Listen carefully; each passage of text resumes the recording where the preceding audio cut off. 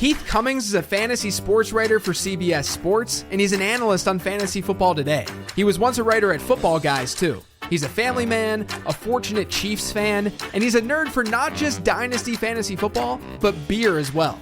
These are his late-round perspectives.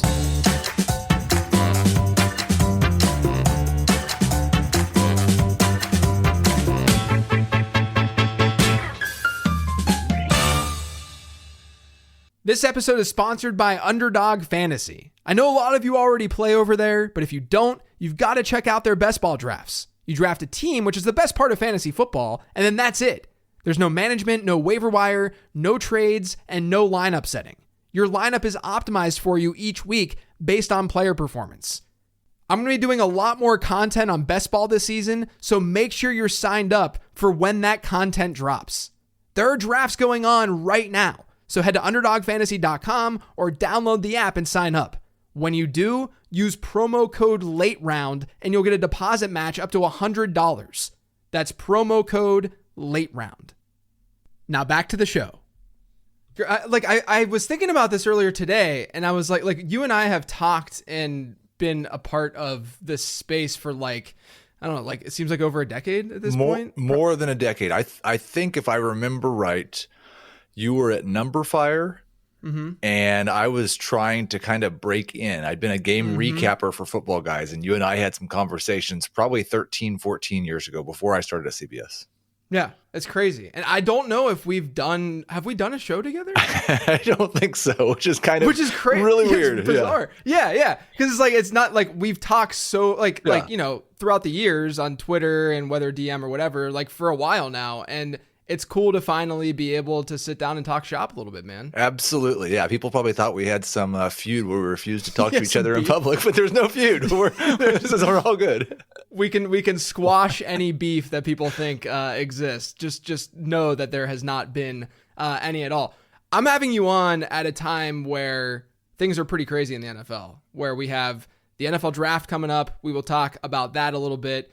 Free agency is happening. And right before you hopped on, we learned that Desmond Ridder was traded to Arizona and Rondale Moore is now on Atlanta, which means to me, a guy that wasn't even involved in that deal that I'm most excited about is probably Greg Dortch, right? Because now all of a sudden he might have a real staple role. And we've seen him, throughout his time there, have some random blow up weeks or some random usable weeks. But I do want to talk about both those things, prospecting and free agency. Let's start talking about the prospecting side first.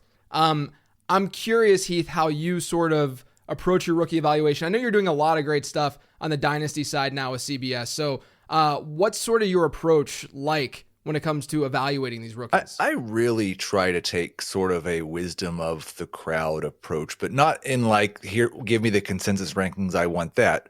But more there's so many smart people doing so much good work. I want to hear what all of them have to say.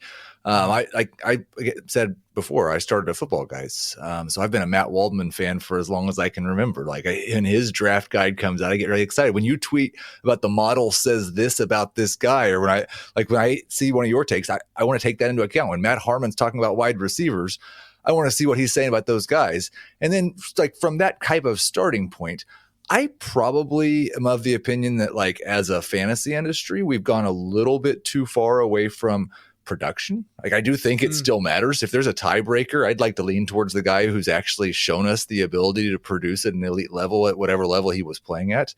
And then, I do watch some film. I definitely look at the advanced stuff and lean a lot on Jacob Gibbs, who's on the FFG Dynasty quite often for that. Because another number fire guy, Gibbs. And yes, absolutely. And so, I'd want all of the inputs. I'm not a film guy. I'm not a data guy. I'd like it all, please. Yeah, it makes a lot of sense. I mean, I think that it's okay to see what other, and I've talked about this a lot, especially with Harmon and what he does with reception perception. The story I always tell is last year with Jaden Reed, where my model spit out a comp of Stephon Diggs out of nowhere. And I'm like, where did that, I didn't know anything really about Reed at the time. This is back in January, February. And immediately I texted Harmon and I was like, hey man, is this a thing? Should I be excited about this? And when Harmon then charted and saw that Jaden Reed had legit traits, of course I'm going to be a little bit even more bullish on him than I was just with my stuff, because I know that another smart person, not even calling me smart, just a smart person, is saying something positive about a guy that looked positive with the process that I was using. So I love that. I love that.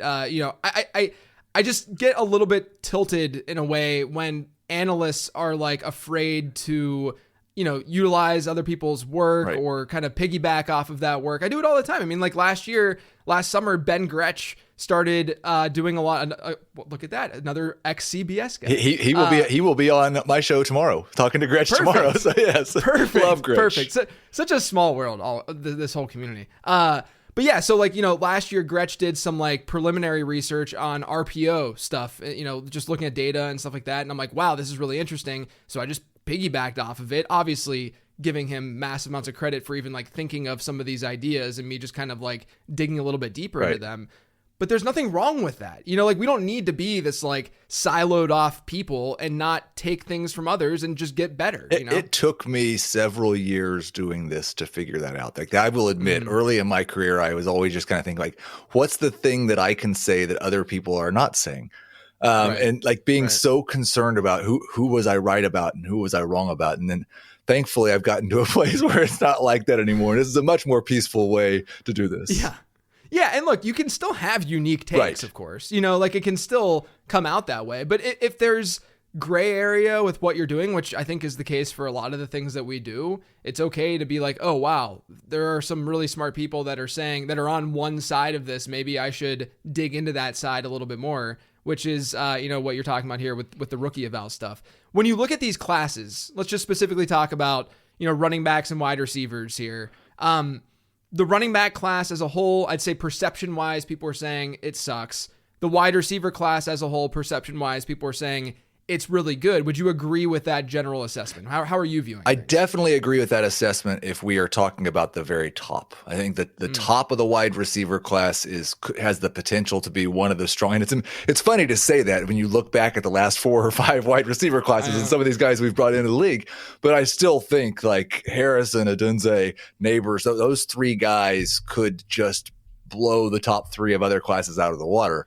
And the running backs are weak at the top, but I don't know how much of that is influenced by the fact that Jonathan Brooks tore his ACL. Because like the thing we're really missing in this running back class is the clear number 1 and the guy that you want to take as a top 6 rookie pick. I feel okay about running backs like 3 through 6 compared to 3 through 6 in other classes. And I think once I see a lot of pre-draft rankings that are just ranking as if you have to draft right now, and that's useful. And they don't have any running backs in the first round.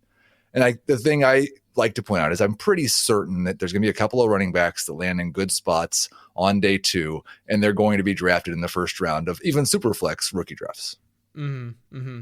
I do think that it's one of those things where if you're, there's some leagues where you are drafting, you're doing your rookie drafts pre-NFL draft, right?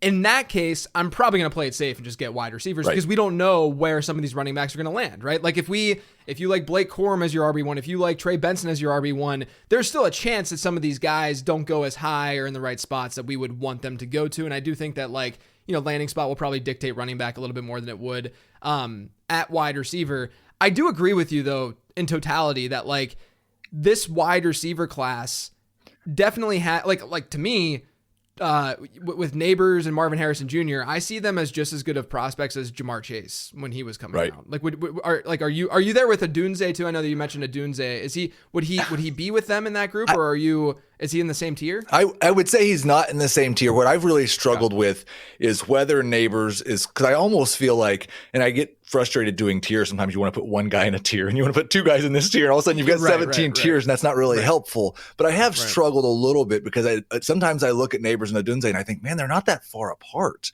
Mm-hmm. But then sometimes I look at Neighbors and Harrison and think the same thing. And so I kind of fluctuate between his Neighbors closer to Harrison or to Odunze. So I'd probably have it like as a tier and a half between those 3.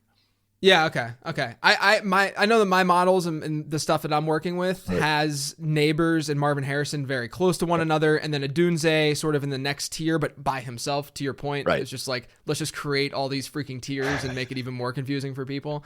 Yeah. I mean the things with Neighbors that I see, is I do think there's a little bit of a fear with the amount of slot work he had versus Marvin Harrison. Marvin Harrison to me is so Harrison's your wide receiver. Oh yes, yeah, the clear number one. And I think like we were talking a couple of days ago about where he's going to slot into dynasty rankings, and the discussion was somewhere between wide receiver 5 and wide receiver 8. And I really think that it's possible we're a month into the NFL season and we're talking about him with Chase, Jefferson, and Lamb. Like he's already like, where does he belong in that top 4? Yeah. And with Harrison, like if you were to like really nitpick at his like analytical profile, it's probably like his yak ability and just, what he does after the catch. But that's why I think like the top comp that spit out for me was AJ Green. And AJ Green kind of had those concerns throughout his entire career where he was just like there were instances where he didn't fight for the ball the way that you wanted him to fight for the ball and do those sorts of things. But yeah, I mean like the fact that Harrison did what he did for multiple years with multiple quarterbacks with different types of competition, whereas Neighbors just did it this past year for the most part. I mean, his sophomore season was fine enough, but like this past year, I would put Neighbors' 2023 season above any other season from any other wide receiver in this class, like from a production profile standpoint and all of that. But I do think that you have to say, okay, but that's one season, and we saw it more frequently with Marvin Harrison. So even though my model hasn't, I mean, look, the scores are 99.5 out of 100 versus 99.3 out of 100. So we're so you hate like, Neighbors, is what you're saying. Yeah, right. So realistically, like they're right there with one another. But I did put Harrison above Neighbors because the safety is just like out of control. My question for you, this wasn't even on the show sheet, but now that we're talking about just general dynasty rankings and stuff, Superflex drafts, Superflex rookie draft, because Harrison seems to have the profile he does, are you then taking him over Caleb Williams at the 101? I personally think that it is close enough. And I think like if you have the first pick and you actually earned it, then you should probably just take Caleb Williams. But if you're a team that has traded for the first pick or in that spot with a chance to actually compete reasonably this year, I think it's close enough between those two that your roster should determine it. I don't think there's anything like I've seen people say you can't take Harrison number 1. You got to try to trade down or something. I think there's a real risk of trading down and that not working out. So I think those two are close enough that you can determine those. If you're in a situation where you might reasonably be competitive, take the one you need the most. Otherwise, I'm taking Caleb Williams. Yeah, I feel like the only way you do that, because I'm actually in that situation. This is the most humble, braggy thing I could possibly say right now. I won a championship last year in a league, and I also have the 101. That's awesome. And so, this is just how Dynasty works sometimes, right? And I have CJ Stroud, Dak Prescott, Matthew Stafford. I think there's even one other quarterback. So like the quarterback situation isn't that bad, right? From like a super flex standpoint. And I could use the wide receiver. I think, I am contemplating 100% going with Harrison in that 101 spot. And you can't like the hypothetical of trading back is simply that, right? Like it's a hypothetical. Is the 102, because you basically have to trade into the 102 if you want Marvin Harrison, right? And so is the 102 going to give you a second or something to move up to that 101 spot? Or do they know, he's shopping this pick right now because I know that he's going to take Marvin Harrison with his 101. So I'm just going to get Caleb Williams anyway with my 102. So I do think that it's way, way easier said than done because you're just kind of showing your hand whenever you're saying, I got this 101, I'm going to shop it, I'm going to trade it. Why do you think you would be doing that? Because I think, we default in Superflex to going quarterback, right? Because the value proposition's there. We know that quarterback, look at Superflex startups right now. The first 7 picks are quarterbacks, right? And so we know that the value piece is there. But I was kind of going back. I was on a show with Pat Curran yesterday, and we were going back and forth on this. Would you agree that the Marvin Harrison profile itself is more bust-proof than the profile of Caleb Williams and his profile to the quarterback? I feel more confident that Marvin Harrison's going to be a top 12 wide receiver a year from now than I do that Caleb Williams is going to be a top 12 quarterback, certainly. Yeah. And I think that's the case with quarterbacks in general because they're very hard to evaluate, but also we know that a lot of it comes down to like what's going on between the ears and stuff that we can't fully comprehend yet and right now, and hopefully maybe someday we can be better at it. But there's just a lot of that going on. And so where I sort of landed is sort of where I think you're at, where it's like you can see the obvious value side from a ceiling standpoint, really favoring Caleb Williams in that scenario. And I think a lot of people, it seems like talk about dynasty as if it's entirely value accumulation and you're not playing in a league next year and trying to win it. And it is that way if you're early on in a rebuild. Like I'm totally on board early on in a rebuild. That's the way that it should be played. And that's why, like, if you're not actually competing this year, I think it's Caleb Williams pretty easily. But yeah, if I'm actually trying to play in a fantasy football league this year and I have the quarterbacks that you have and I have room at wide receiver, I'm taking Harrison. Yeah. I mean, not only that, but right now, like early ADP over on Underdog, Harrison has been consistently a second round pick from an ADP standpoint, and that's redraft focused, right? So, the market is telling. The market is not nearly as wrong as people think the market is wrong. Obviously, we can find inefficiencies every single season, but the fact that the market is telling us that Marvin Harrison Jr., without even being in the NFL yet, is a second round redraft pick, which I believe is going to end up being like, that's got to be the highest rookie wide receiver for sure. Seen. Yeah, we've had some first round running backs, but it's got to be the highest wide receiver. Yeah.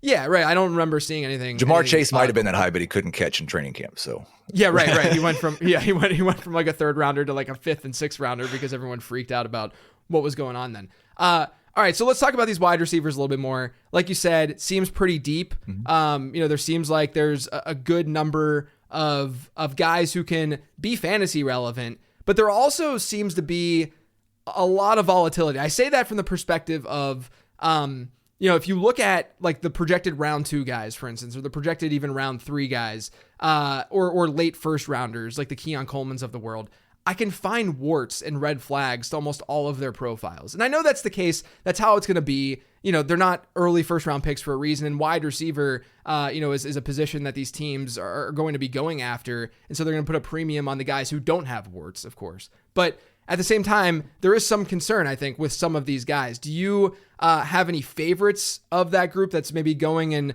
early round 2 or projected to go early round 2, late round 1 into round 3, or even the late rounds? Just who are your favorites in this class? Yeah, and I think one of them is a guy who has been falling because of his combine performance or showing, but Troy Franklin. And he was a guy who I think was maybe going to be a mid first round pick and now is looking like a late first, early second round pick. He was my wide receiver 4 in the class. If he falls into round 2, he'll easily be my favorite wide receiver taken in round 2. And then after that, it really gets into like, where are these guys? There's a couple of guys that seem like kind of wild cards. I see Roman Wilson projected anywhere from going 32nd to the Chiefs to falling all the way into round 3. Or you see Malachi Corley, nobody knows anything about where that guy's going to be drafted. But I do love both of those guys, Corley specifically, just because of his unique skill set. And I figure like whoever's going to draft that guy has a plan for him. I don't think they're going to take him and try to put him into random wide receiver role. And so those guys, depending on if they actually get that day 2 draft capital, are probably the guys that I'd say. Man, Troy Franklin, because he's been a weird, like I've gone back and forth with him and I think that he's solid, right? Like I think at the very least he has like a really good baseline where I don't feel like his profile from a bust standpoint is nearly as great as a Keon Coleman type, let's say. Like, I think Keon Coleman has like the Brashad Perriman kind of profile that's kind of scary, right? Whereas, I understand the ceilings there.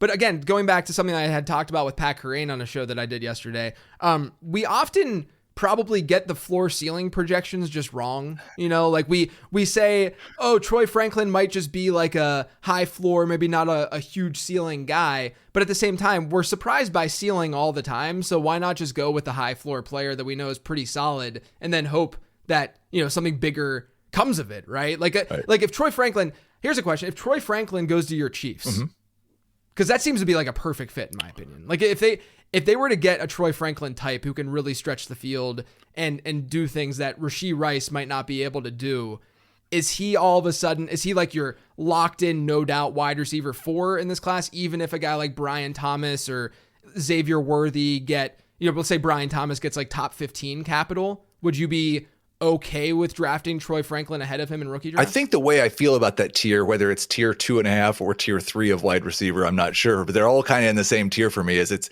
like landing spots going to heavily influence. And if any of them go to the Chiefs, especially with that 32nd pick, they're going to be 4. Like I said, I had Franklin at 4, Worthy at 5, and then Thomas at 6. And that's probably where I'm going to stay until we get landing spots. But yeah, any of those 3 guys go to the Chiefs as really probably all three pretty good compliments to Rashee Rice, or Rice is going to be a compliment to them. And they're going to be wide receiver for you. Yeah. So what's your take on Xavier Worthy? Are you worried at all about the size, or do you think that he's the next John Ross, or do you think that he's the next Tyreek Hill? I think the nice thing, because we made a lot of jokes on our podcast the days after the combine about how Xavier Worthy was too fast, and it's a curse to be you do not want to be the fastest guy at the combine. Never works out. Well, I think the thing is, like, when you're running that fast, it's hard to keep your head still and see the football and catch it. Like, he's had some drop problems, but no, I think he is a completely different animal than most of the guys that run that fast. He was productive at a very young age. I think he's a pretty decent route runner.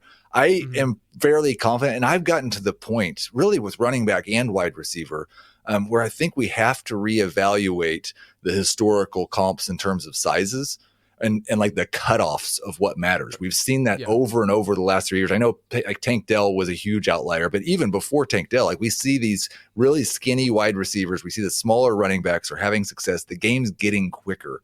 And so his size does not really bother me that much. I love the speed, and I think the skill's there to match it.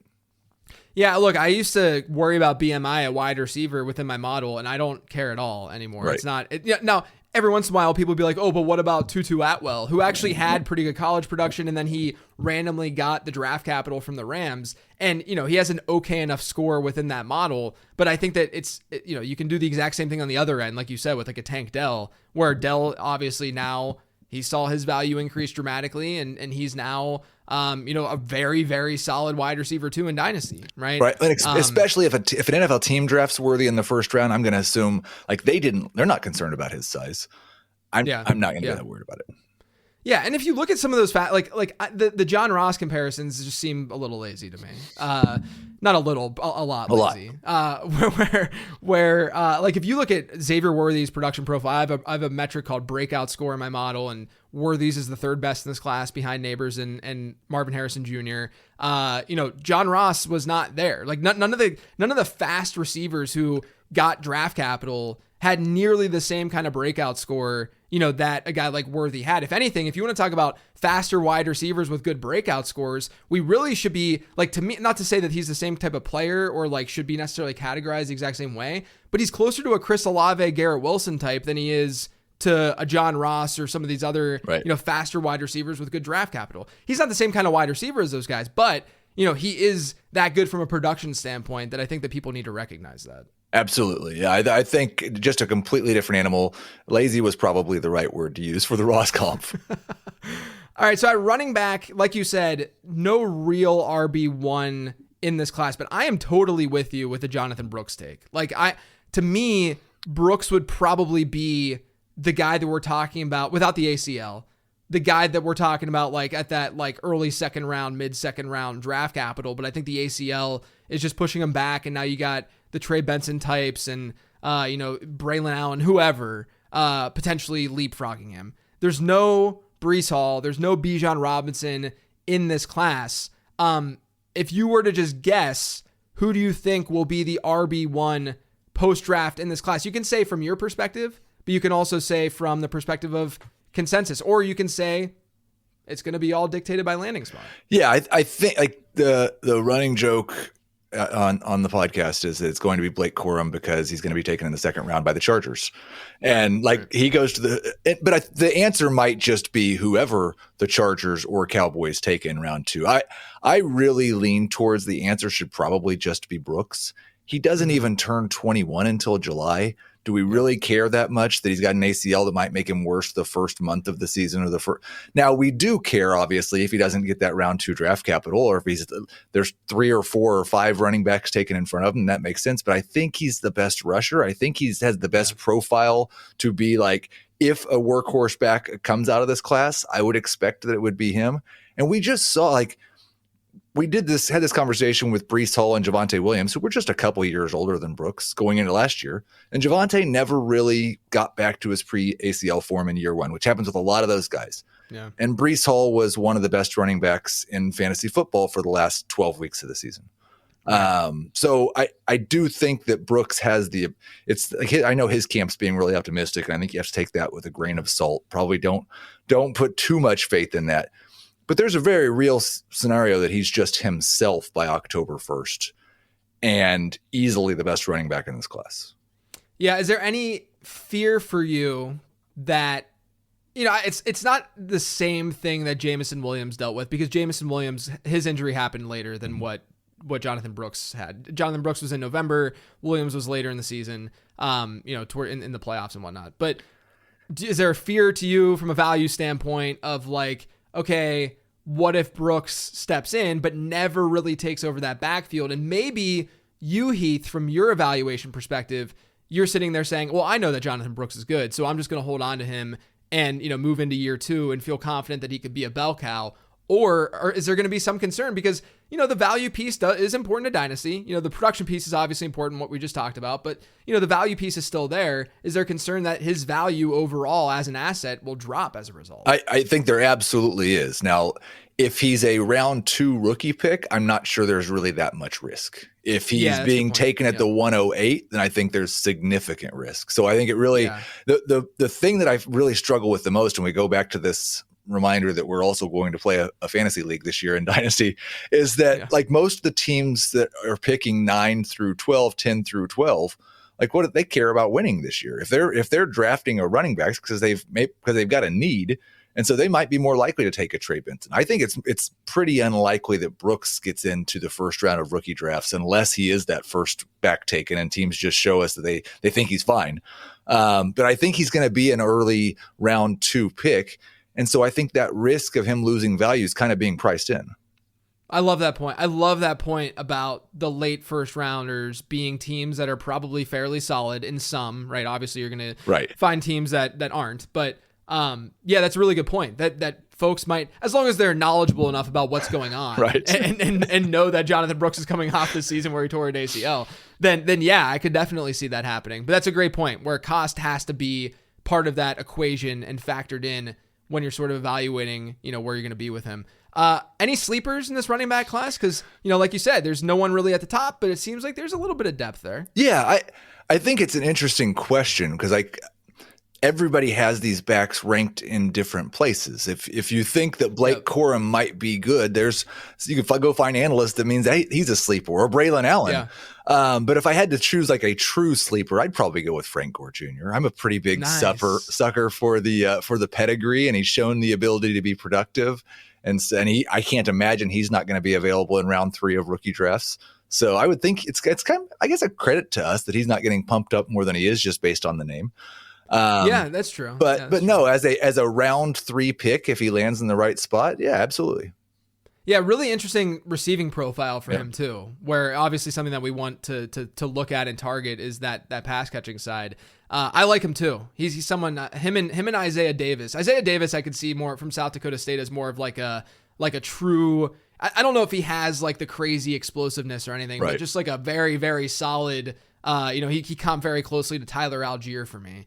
Just like a very, very, let's see if he finds a good spot year 1 and can increase value. Maybe you can flip him in year 2. But I love the call out of Frank Gore, who kind of has like a Kyron Williams-y kind of vibe to his profile, from like a size standpoint too. So yeah, like that call. And then I guess if Garendo gets drafted, we got to give that kid a shot, right? For the best athlete to ever test at running back, you got to get a shot. Yeah.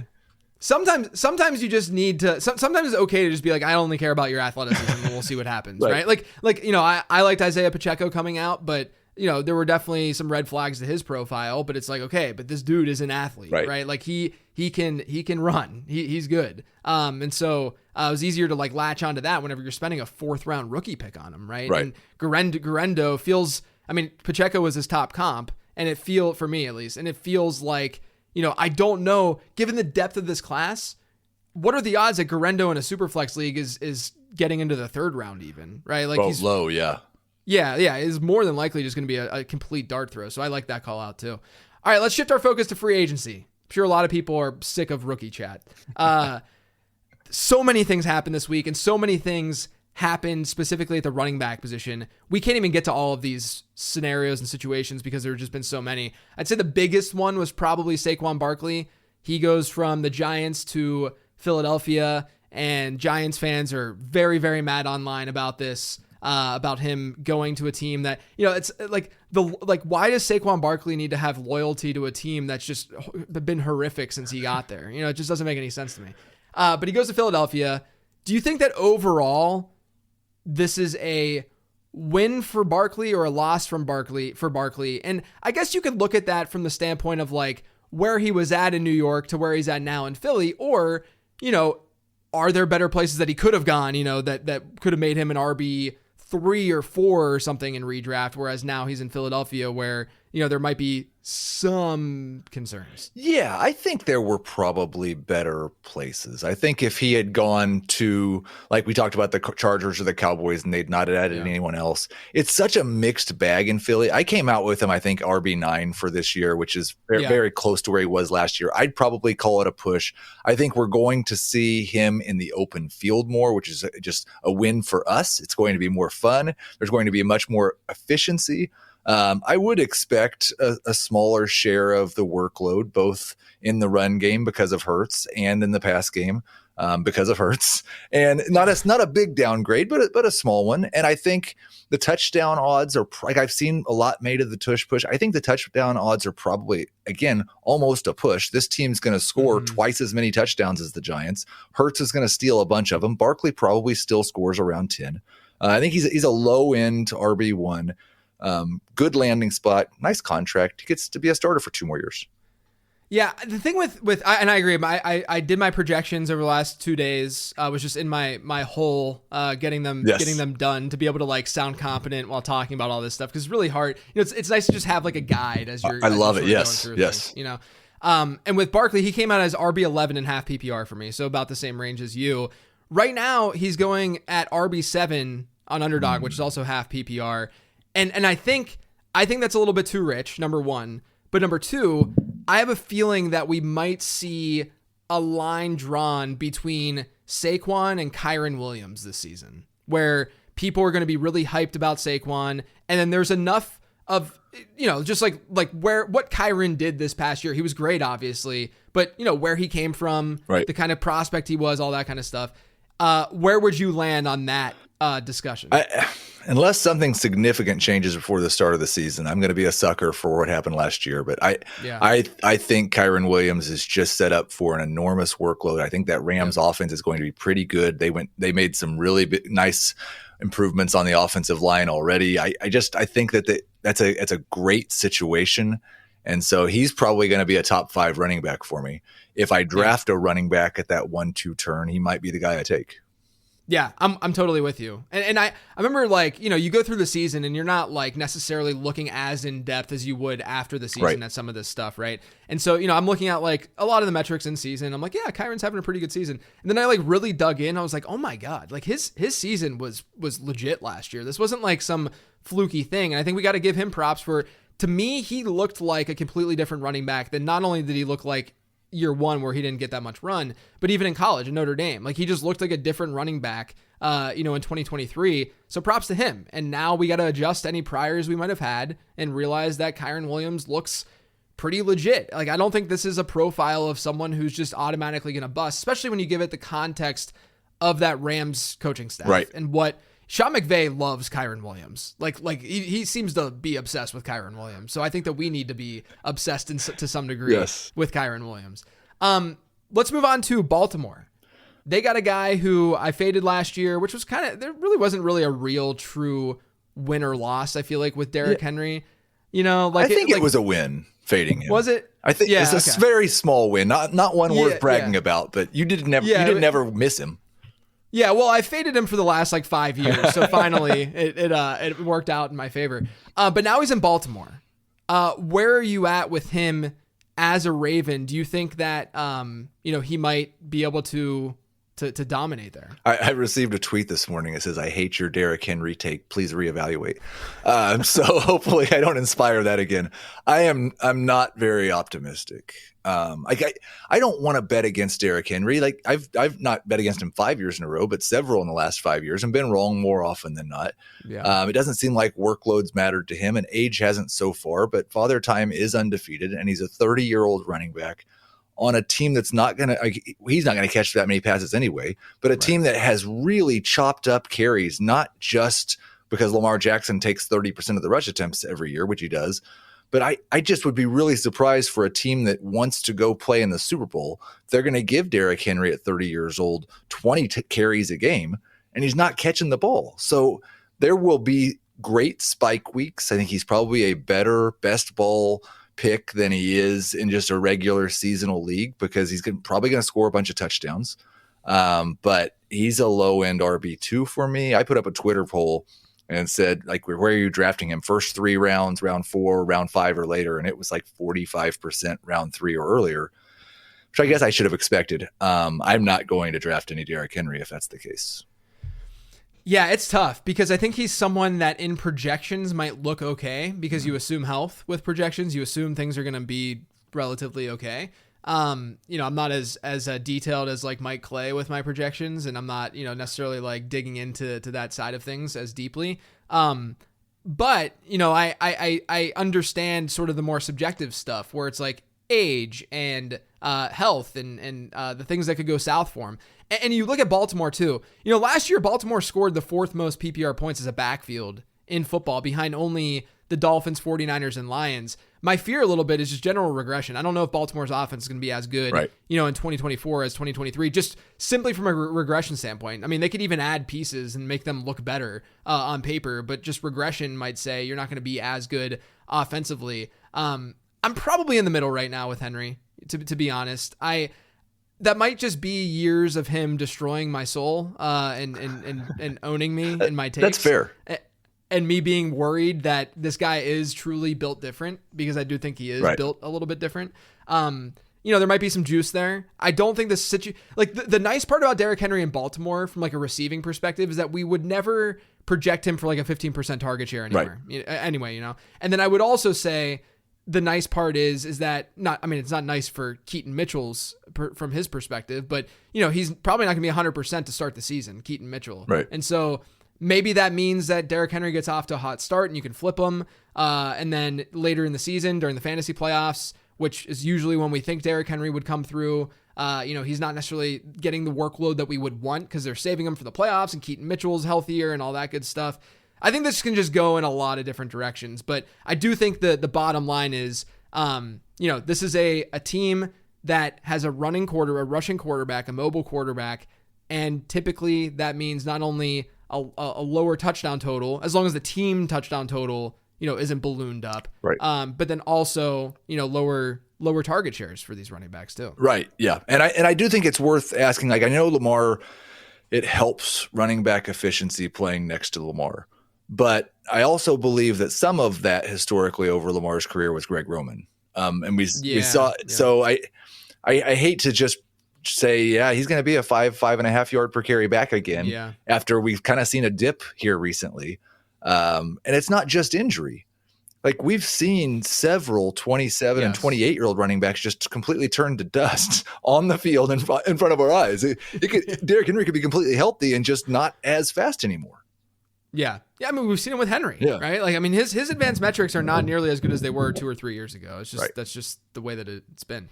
Speaking of Derrick Henry and his old team, Tennessee, they went out. Tajay Spears had a lot of hype pre-free agency. They went out and got Tony Pollard, which I think, just given where you were at pre-free agency, you could view this in a lot of different ways, because you could have seen Tajay Spears as someone who was never going to be a bell cow, or in that they were going to add someone. And then you could say, oh, well, Tony Pollard's Tony Pollard, and look what he did last year.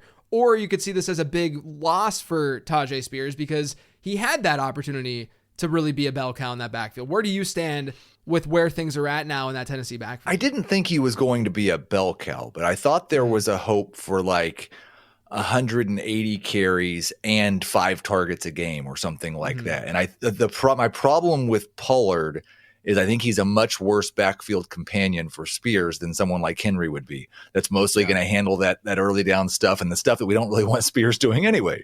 So I pretty much hate this for everybody involved. I think Spears is still a fine kind of a dart throw as an RB3. And if something happens to Pollard, he's probably going to be awesome. Pollard had such a Jekyll and Hyde season last year. And it's easy to say, he was excellent in that Tajay Spears role. And then he got the full-time job and he wasn't near as efficient. But as we know, a lot of that was probably impacted by his injury the year before. And at the end of the season, he looked really good again. So I hate it because I think they're going to chop up the receiving work. And so it's not going to be a huge win for either one of these guys. I'd view Pollard as kind of a mid-range number 2 running back and Spears as a number 3. Both of them probably need an injury to the other one to really give you a lot of profit, though. Yeah, I kind of view this as, generally, I always talk about targeting ambiguous backfields in fantasy as long as the prices sort of work out the way that they should work out. Now, if people are really, really high on Tajay Spears or really, really high on Tony Pollard, however ADP shakes out, then there's a chance that I wouldn't want to attack, that ambiguous backfield. Right. And there are obviously some problems in Tennessee from like a line standpoint, and like, is Will Levis a thing? Is he good? Obviously they get Calvin Ridley as well. And so you're hoping that the passing attack is a little bit better. But yeah, I mean, I think that this is one of those scenarios where I just want to see where cost is and where ADP ends up with these guys, right. Because, there's a chance that you would want to target them just because, if one of them does emerge, which is very possible, or we just get the projection wrong, then all of a sudden you do have a high-end RB2 or something on your fantasy roster. I think I'd probably lean like Spears is the better value right now, but I don't know exactly where that ADP, what that ADP is. I have no idea. I've had a really hard read. I know a lot of people saying that like they're not discounting Spears that much. So you got to do that. Yeah. Right. If he's not going to, if he's going to be what he was when we thought there was a possibility of him being the lead back, then I'm out. Yeah, exactly. Josh Jacobs, he's now in Green Bay. Aaron Jones obviously gone over to Minnesota. Do you think that Josh Jacobs is a top 10 back now in fantasy football? I think I came out with him at like 12 or 13. So if he stays healthy, yes. There's 18 of those guys probably. I'm really going to be interested to watch what Green Bay does the rest of the offseason, because they've been a team that's pretty clearly preferred a split backfield. And Jacobs has been a guy who's been awesome when he's taking all of the work. And so I think it's possible that they were kind of just trying to baby Aaron Jones the last couple of years, and now they're willing to just have a lead back. And if that's the case, then yeah, I think Jacobs will be a top 10 guy. I think he bounces back from some of the efficiency struggles last year. He really was terrible at the beginning of the year and flat out said it was because of the holdout. He just wasn't ready to start the season. So I expect he comes into this year ready to go. Could easily be a number 1 running back, but I'll be watching closely what they do and who they add to share the backfield with them. Yeah, I think that's a really key point, because we've seen Matt LaFleur, not just in Green Bay, but even in like Tennessee. I believe he was part of the Dion Lewis, Derrick Henry tandem. That was the most frustrating thing on earth. That was when I actually was drafting Derrick Henry, right? When he wasn't good in fantasy. Right. And then, the opposite starts to happen. But yeah, like the one thing that I noticed when doing projections for Green Bay, and this isn't like, I didn't necessarily just notice it, but I just mean from like a numbers driven standpoint, is, the depth that they got at wide receiver this past year is pretty impressive, right? Where they had nothing. Where like, I remember going into the draft last year, looking at Green Bay saying this is a bottom 3 wide receiver unit right now, right? Like they had nothing, where Romeo Doubs was iffy. Christian Watson didn't know exactly what he was about. And then they hit on Jaden Reed. They hit on a later round pick in Dontavian Wicks. They seem to hit on both of their tight ends that they drafted last year. And all of a sudden, you have 4 pretty capable wide receivers that are going to steal target share, right? Like the way that I sort of look at like the target share projections and such is, if there's no one else on a team, I mean, this is very basic like math and such, obviously, but you only have 100% of a pie. Like, I'm not necessarily someone who's like all about like vacated targets and stuff like that, but vacated target share is absolutely a thing, right? Like when you have, like if Justin Jefferson is on a team with no one else who's good, he's going to see a 35% target share at least on that team. If literally no one else is good on the team. We saw that with like Brandon Marshall in Chicago years and years ago, when he had a 40% target share because they had no one else on that team. Well, when you add pieces, if Justin Jefferson's on a team with Tyreek Hill, Jamar Chase, and you just start naming all the good players in football, he can't have a 35% target share because those guys are also very good, And so when you have that competition, it does trickle down to the running back position to some degree. And I do think that Aaron Jones is one of the most underrated and best receiving backs in football. Yeah. And my fear would be that transition of assuming because Jones's workload throughout his time in Green Bay was always like, okay, he's going to see like 50% of the team's rush attempts in some 50 to 55 or something like that. And then, his target share is going to be 15, 16% is going to be awesome. I don't know if Josh Jacobs gets there on the target share front. And that's my fear. I think it's possible for sure, but that would be where my fear would sit with Jacobs. Is that, do you agree, disagree? I do. I think that it might be a 65% rush share though. And then, it's only a 10% target share, which I'd still rather have the receptions. The other thing I will say is, because I go through that struggle with the Packers. Like, you can't project any of them to be good because there's too many of them. But that's not, we also know, like, the history of these guys, it's really unlikely they're all going to be healthy at the same time. And so Josh Jacobs is probably not playing 17 games with those 6 guys that are all eating into his target share.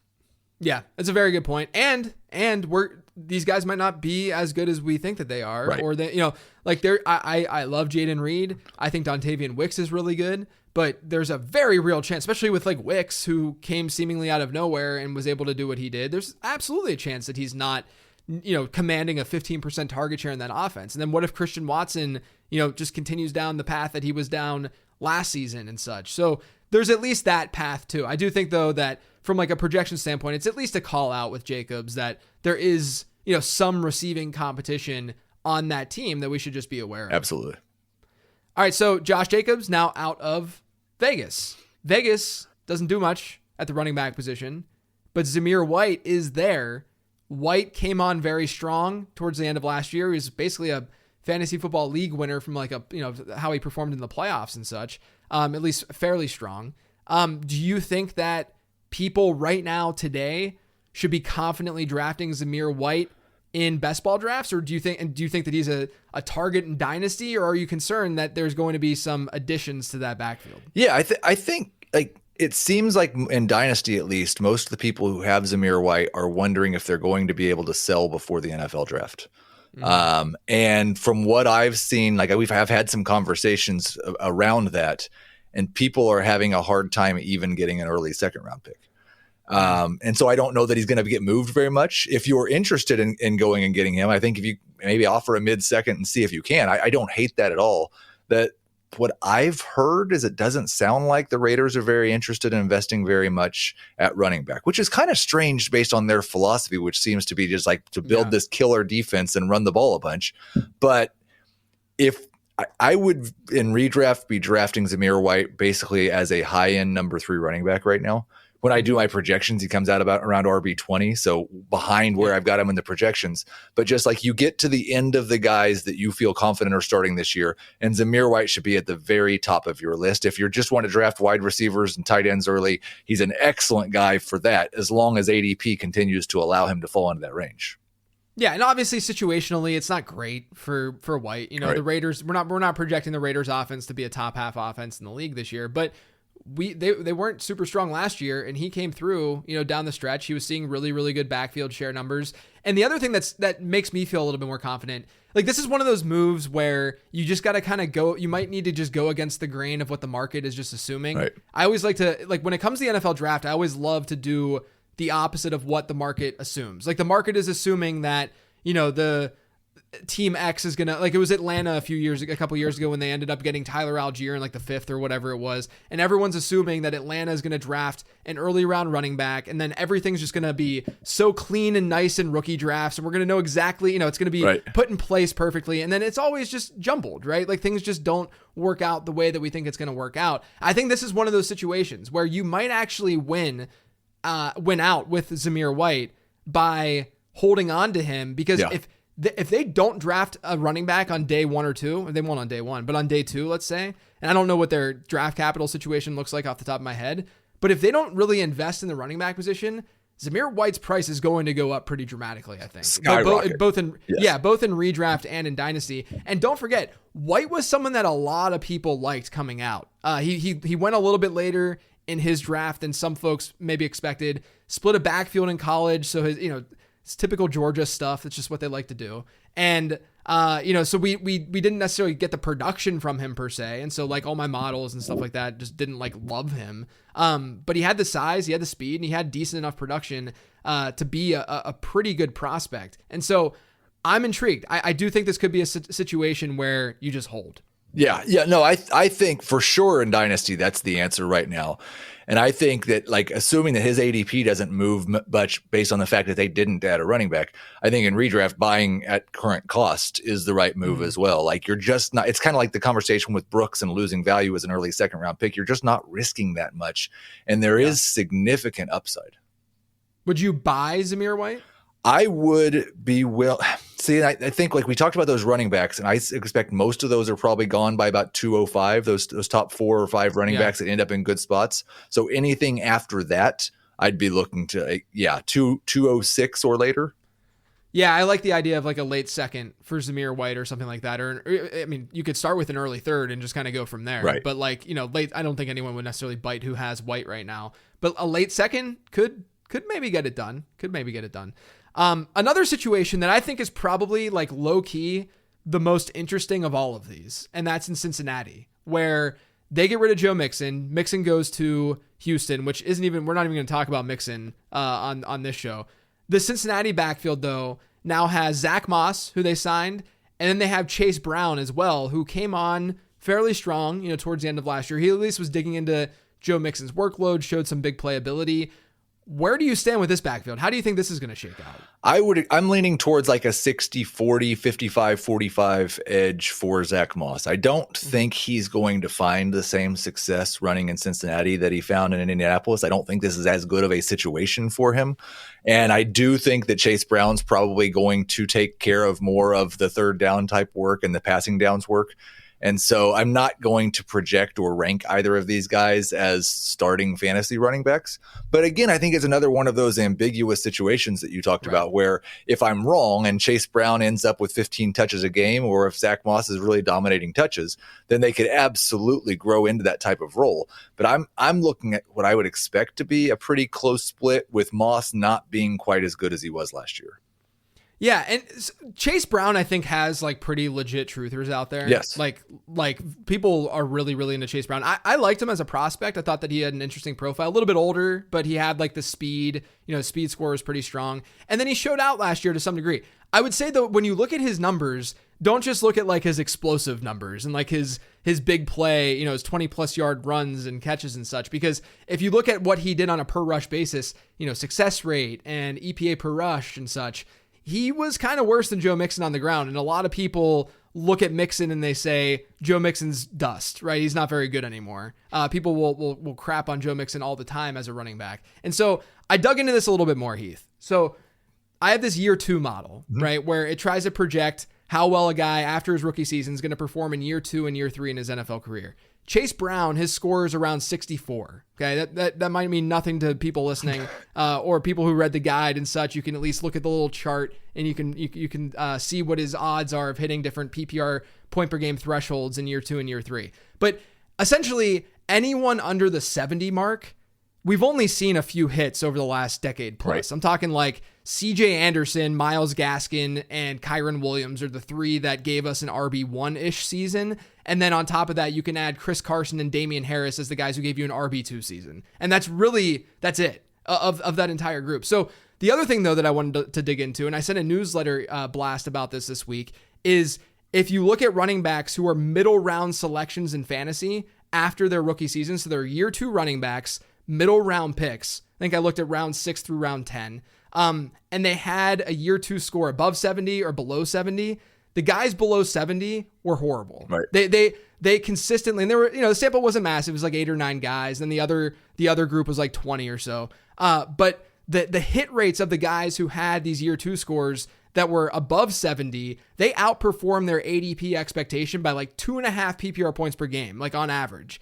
These other guys with a score below 70 were playing below expectation at like a 1.5 point per game rate. So that is a little frightening for Chase Brown, right? Like that alone. And I think that it could mean that of that ambiguous backfield that you would then want to target would be the Zach Moss side. But it goes against then a lot of the things that I generally preach, which is we want pass catchers, right? Like we want pass catchers in the middle round. And so that's why I think this backfield is just so interesting. I'm not going to fall, like, especially in like best ball where it's totally rational to go after these ambiguous backfields, because we know in a given week, a guy can get hurt. And then like Chase Brown's absolutely capable of, in a 3-week window of giving you RB1 production. Sure. Like look at the offense he's in, look at the role he would play if Zach Moss were hurt. Of course, like that kind of thing can happen. But I think if you're looking like across the season, I just don't have that much optimism around Chase Brown. We have to remember he's a day 3 pick too. Right. And I think it's not poo-pooing the Bengals offense to say this might not be the best situation, just because like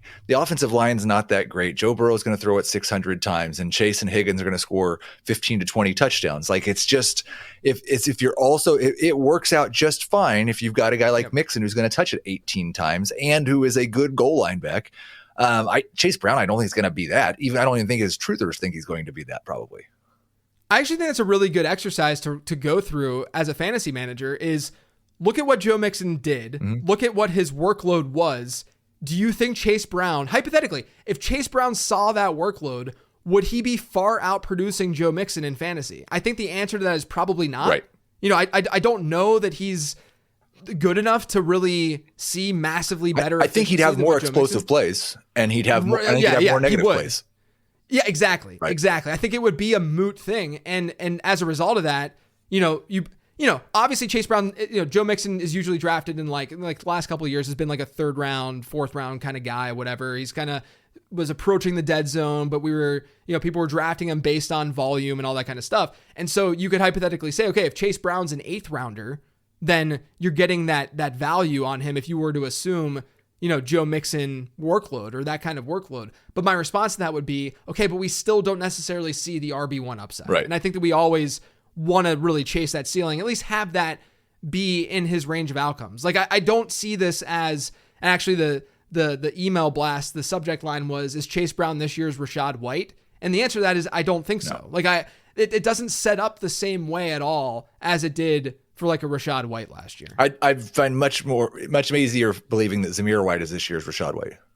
That's a great point. Yes, Zamir. Yes, that's a much more appropriate comp. And then the other, to dig into that like year 2 thing a little bit more, I also looked at year 3 running backs who had bad year 2 scores, and there was no signal to that. So Zamir White didn't do anything his rookie season, right? So he was an okay enough prospect, whatever, didn't do anything his rookie season. So his year 2 score wasn't very strong. And so then I looked at, okay, well, what do year 3 running backs look like when their year 2 scores aren't very strong? And the answer to that is it doesn't matter. Right. And I think a lot of that has to do with the fact that if you're a year 3 running back and you're being drafted in the middle rounds, that likely means you haven't had a good season yet, right? Like it's like Clyde Edwards-Helaire, his 3rd season, who had a good year 2 score or a good enough year 2 score.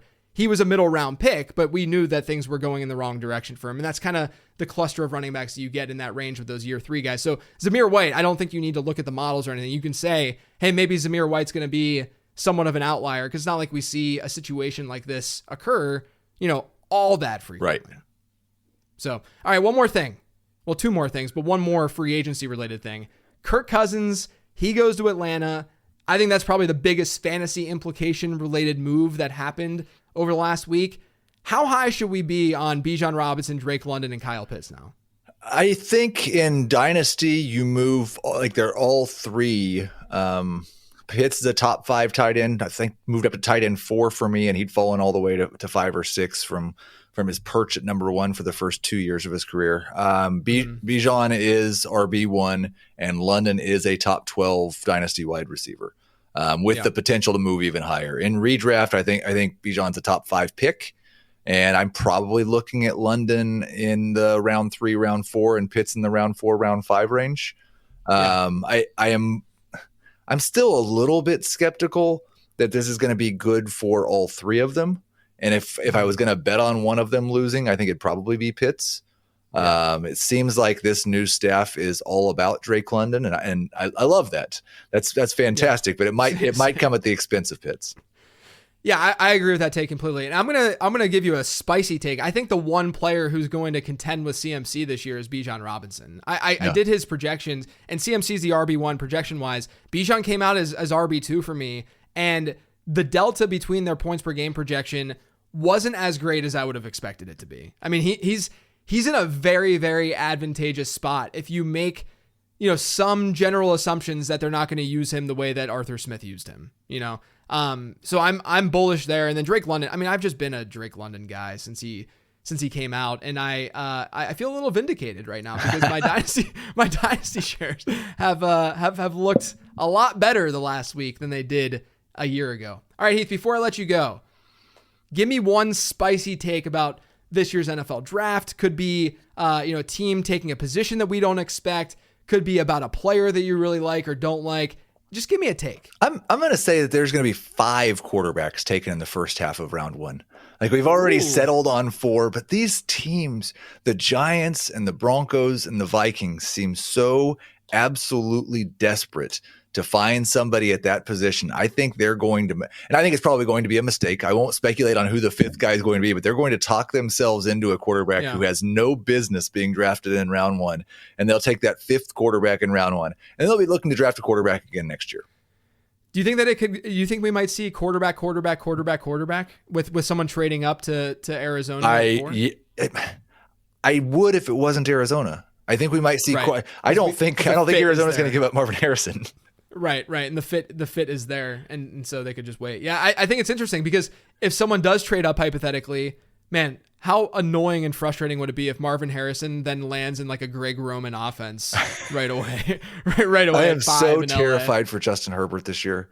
Oh, me too. My projections, man, I did them, like I said, and he's not looking the best right now. He was not a top 12 quarterback in mine, and I just I'm waiting for people to yell at me about it, but I am not a huge fan of what Greg Roman does to passing games. Yeah, we should at least see him throw the ball down the field a little bit more. Right. So hopefully something comes from that. But yeah, overall, volume-wise, not going to be there. Heath, so good to finally do this show with you. Let everyone know where they can find you. Yeah, I'm on Twitter at Heath Cummings SR. You can find the podcast Fantasy Football Today Dynasty wherever you get podcasts. We're on YouTube on Tuesday and Friday at 11 a.m. Eastern. I'm JJ Zacharyson. You can find all my stuff over on lateround.com. Prospect Guide now available if you want to check that out. Otherwise, as always, thank you for tuning